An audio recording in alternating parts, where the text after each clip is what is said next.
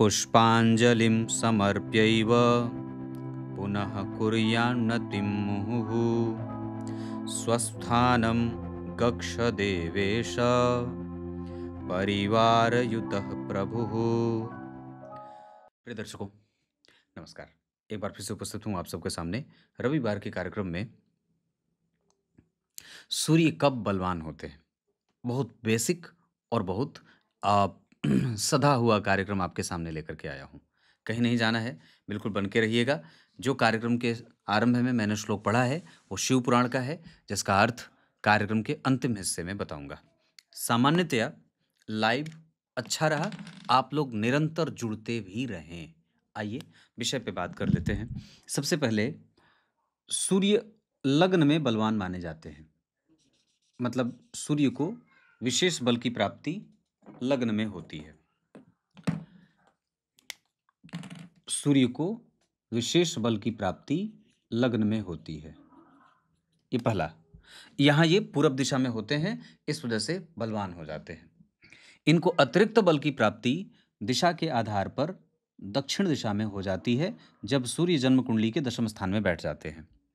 ये सौम्य हो जाते हैं जन्म कुंडली के सप्तम स्थान में आकर के।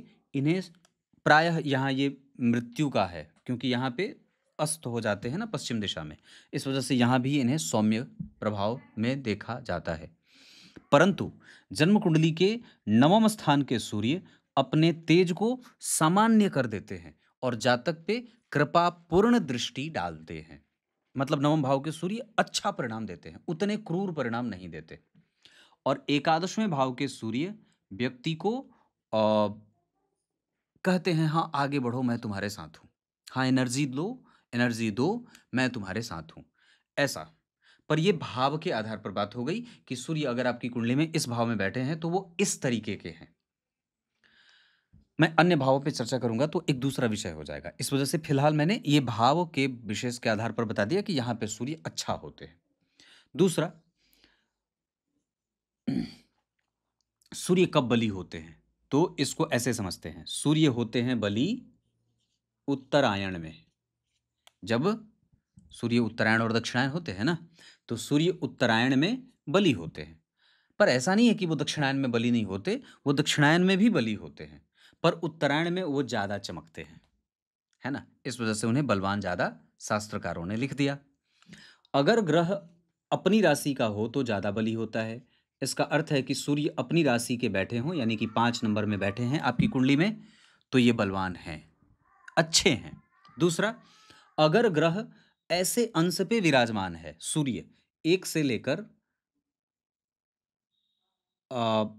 10 अंश तक अगर सूर्य विराजमान है, 1 से लेकर 10 अंशों के बीच में है, और वो कुछ ऐसी स्थिति में है, जैसे 1 से 10 अंश तक अगर ग्रह बैठा है और कुछ ऐसे राशियों में बैठा है जिसके कारण वो अपने ही दृष्टिकाल में जा रहे हैं, स्वदृष्टिकाल में जा रहे हैं, है ना। अपने दृष्टिकाल में गया ग्रह, कोई भी ग्रह बलवान होता है।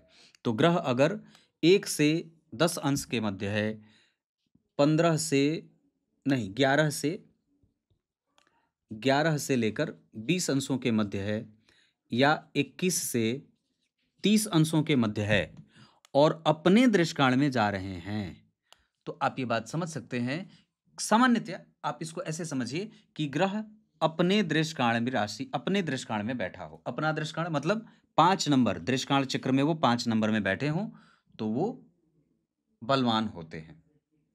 उसके बाद दृष्टिकाल पे मैं कभी कार्यक्रम बनाऊंगा, जल्दी ही बनाऊंगा, क्योंकि अब उसी विषय पे मुझे आना है कि वर्ग चार्ट कैसे बनाए जाते हैं, D2 चार्ट कैसे बनता है, नवांश दशमांश आदि सप्तवर्ग षोडश वर्ग कैसे बनाए जाते हैं। तो जब तक वो मैं नहीं बताऊंगा तब तक आप लोगों को शायद ये बात समझ में अभी नहीं आए। पर आपको फिलहाल देखना है, दृष्टिकाल चक्र निकालिए, उसमें देखिए कि सूर्य अगर 5 नंबर की राशि में बैठे हैं तो वो बलवान हैं। बलवान तो वो मित्र की दृष्टिकाल में भी होंगे, पर 5 नंबर के दृष्टिकाल में अगर बैठे हैं तो ज़्यादा बली हैं। उसके बाद ग्रह कहाँ सूर्य बलवान होते हैं, तो अपने उत्तरायण में देख लिया, स्वराशि देख लिया, उसके बाद दृष्टिकाल में देख लिया। फिर ग्रह अपनी होरा में बलवान होता है। मतलब क्या है कि अगर जैसे वार के हिसाब से अगर देखते हैं तो जो वार है, जैसे मान लीजिए अगर आज रविवार है, तो रविवार में सूर्य उदय जितने बजे होता है, मान लीजिए 6 बजे सूर्योदय होता है रविवार को। आपने देख लिया कि कल का सूर्योदय कितने बजे है। तो 6 बजे मान लीजिए सूर्य उदय होते हैं, तो अगले 1 घंटे तक यानी कि 7 बजे तक सूर्य की होरा रहेगी। है ना? किसकी होरा रहेगी? सूर्य की होरा रहेगी और इस समय पे सूर्य बलवान माने जाते हैं। तो क्या कहा मैंने कि सूर्य अपनी होरा में बलवान होते हैं। तो उत्तरायण में बली होते हैं, स्वराशि के बली होते हैं, अपने दृष्काण में बली होते हैं और होरा में बली होते हैं। और उसके बाद अब राशियों की बात अगर होती है तो सूर्य उच्च की राशि में बली होते हैं। उच्च की राशि मतलब 1 नंबर की राशि में सूर्य मेष राशि में बली होते हैं और 5 नंबर की राशि मतलब अपनी राशि में मैंने बात लिखी है, स्वराशि में मैंने बात कर रखी है। तो उच्च के होते हैं तो बली होते हैं, उत्तरायण में बली होते हैं, स्वराशि यानी कि 5 नंबर में बली होते हैं, दृष्काण यानी कि अपने दृष्काण में बैठे हों तो बली होते हैं, अपनी होरा में मैंने होरा समझाया है कि जितने बजे रविवार को सूर्योदय हो, ऐसे प्रत्येक दिन प्रत्येक ग्रह की होरा होती है, उस पे भी मैं कार्यक्रम जल्दी ही लाने वाला हूँ। तो सामान्यतः अगर समझाने की बात होगी तो रविवार को 6 बजे अगर सूर्योदय होता है तो अगले 1 घंटे तक सूर्य की होरा रहेगी और ये सूर्य बलवान माने जाएंगे। तो इतने सारे प्रभाव अगर आपकी कुंडली में है, जैसे अब ये कैसे बनेगा, तो इसको ऐसे समझ लेते हैं कि कैसे ये सारे सूत्र लागू होंगे। तो सबसे पहले कि ग्रह जन्म कुंडली के दशम स्थान में बैठ गया और 5 नंबर की राशि में बैठ गया। 5 नंबर की राशि में बैठ गए और तो अपनी राशि के हो गए। उसके बाद दशम स्थान में आ गए। आपका जन्म उत्तरायण में हुआ है। नवमांश चक्र में वो अपने नवांश में चले गए या दृष्काण चक्र में अपने दृष्काण में चले गए, तो ये बलवान माने जाएंगे। दृष्काण चक्र के बारे में मैं थोड़ा सा सिद्धांत बता दूं, अगर आपको थोड़ा समय बचा हो तो। ग्रह कोई भी हो, दृष्काण में 30 अंशों की एक राशि होती है। 30 अंश में एक राशि बनती है। यहां से लेकर यहां तक 30 अंश का ये क्षेत्र होता है। आप जब इसको 3 भाग में विभाजित करते हैं तो प्रत्येक अंश 10-10 अंशों का होता है। मतलब दृष्काण का अर्थ ही होता है भागा 3। जैसे नवांश का अर्थ होता है भागा 9, दशमांशा का अर्थ होता है भागा 10, है ना? होरा का अर्थ होता है भागा 2। तो वैसे ही दृष्काण का अर्थ होता है भागा 3। आपने 30 को 3 से विभाजित कर दिया तो 10 10 10। अब यही सूत्र है जो मैं बता देता हूं। अगर ग्रह जिस राशि में बैठा है, जिस भी राशि में 1 से लेकर 12 तक में जिस भी राशि में बैठा है, अगर वो 0 से लेकर 10 अंशों के मध्य बैठा है तो वो उसी दृष्काण में जाएगा। अगर मेष में बैठे हैं तो मेष में, वृष में बैठे हैं तो वृष में, मीन में बैठे हैं तो मीन में, मतलब वो उसी दृष्काण में, वही उसी राशि में दृष्काण में भी उसे बैठाया जाएगा। दूसरा, अगर ग्रह किसी भी राशि में बैठा हो 1 से लेकर 12 तक, अगर वो 11 अंश से लेकर 20 अंशों के मध्य बैठा है डिग्री में उस राशि में, तो वो अपने से 5वें नंबर की राशि में जाएगा। मतलब जिस राशि में बैठे हैं, मेष राशि में बैठे हैं तो अपने से 5 राशि आगे गिन लीजिए। तो मेष से जाएंगे तो वृष, मिथुन, कर्क, सिंह, मतलब अपने से वहां से 5 आगे गिन लीजिए। तो दृष्काण चक्र में आप उसे वहां बिठा दीजिए। और तीसरा, 21 अंश से लेकर 30 अंशों के मध्य में अगर सूर्य या कोई भी ग्रह 1 से लेकर 12 तक की राशि में किसी भी राशि में बैठे हैं, अगर 21 अंश से लेकर 30 अंशों के मध्य बैठे हैं तो वो अपने से तीसरे दृष्काण में जाएंगे। त्रिकोण की राशि मतलब यहाँ पे दृष्काण में होता है ना 1, 5 और 9, तो यहाँ से वो अपने से तीसरा दृष्काण यानी कि नवम राशि में 9 नंबर वहां से आगे 9 घर आगे गिनेंगे और वहां ग्रह को बिठा देंगे। इस पे मैं उदाहरण सहित कभी बताऊंगा, पर फिलहाल मैंने आपका परिचय इतना मात्र करा दिया है। तो दृष्काण ऐसे बनता है और ग्रह सूर्य ऐसे बली होते हैं और साथ ही साथ दृष्काण को 3 से विभाजित किया जाता है, होरा को 2 से विभाजित किया जाता है होरा निकालने के लिए, दशमांशा निकालने के लिए, नौमांशा निकालने के लिए 9 से, ऐसे चीजें काम करती हैं। तो कहने का अर्थ मेरा इतना था। अब सूर्य बलवान होंगे तो होगा क्या, ये आप जानते हैं। तो सबसे ज्यादा अगर ग्रह बलवान होंगे सूर्य, तो आपको आपको ना नैतिकीय तत्वों से बलवान बनाएंगे। आपकी नैतिकता बड़ी अच्छी रहेगी। आपकी मोरालिटी उच्च स्तर पे रहेगी। और दूसरा, आपका स्वाभिमान, आप कभी भी किसी से समझौता नहीं करेंगे, स्वाभिमानी होंगे। और तीसरा, आपको कभी भी सरकारी चीज़ों से नुकसान नहीं होता है। ये तीसरा। उसके बाद चौथा ये हो जाएगा, आपके इसके विशेष लाभ हैं।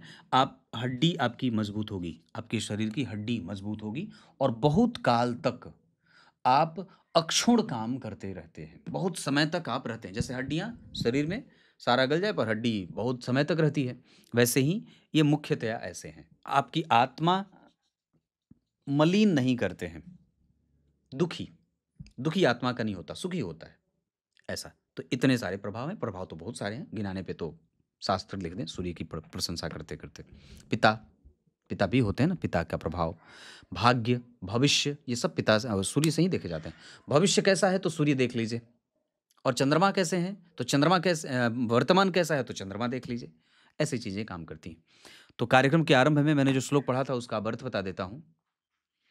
भगवान की पूजा करने के बाद भगवान से ये प्रार्थना करिए, हे प्रभु, अब आप अपने परिकर के साथ अपने लोक को जाइए, क्योंकि आपको आने और जाने में समय लगता नहीं है, और क्योंकि आप कहीं से आते और कहीं जाते नहीं हैं। बहुत ऊंची बात है। आता और जाता कौन है? जो एक जगह रहेगा दूसरे जगह नहीं है।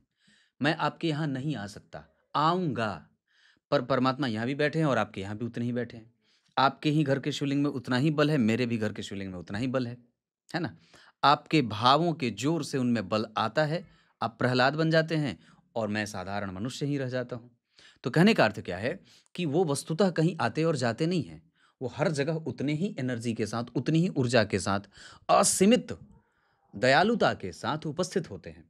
पर फिर भी भगवान को उनके अ, सुख और दुख का ख्याल रख के, नहीं इनको तकलीफ ना हो, मैं तो कैसे भी कष्ट में रह लूँ, भगवान को नहीं होना चाहिए, मेरे आराध्य को कष्ट नहीं होना चाहिए, ये दुनिया बड़ी जंजाल है, इसमें इनको नज़र लग जाएगी, है ना? ऐसा भाव रखें कि इनको दुख हो जाएगा, इनको तकलीफ हो जाएगी, वस्तुतः वो दुखों से परे हैं। पर फिर भी ऐसा भाव रखें कि हे प्रभु, आप चले जाओ, ये दुनिया बड़ी गंदी है, आपकी ही बनाई है, पर फिर भी यहाँ बड़ी गंदगी मची हुई है, आप अपने लोक को चले जाइए, अपने परिकर के साथ जाइए, और जब मुझे वापस आपकी कृपा से मुझे फिर से वैसी बुद्धि आएगी कि मैं आपकी आज से ज़्यादा अच्छी पूजा कल करूँगा, तो बुलाऊँगा तो आ जाना। ऐसा भाव रख कर के भगवान को बुलाना चाहिए और उनकी सेवा या पूजा करनी चाहिए। तब तक के लिए बहुत-बहुत नमस्कार।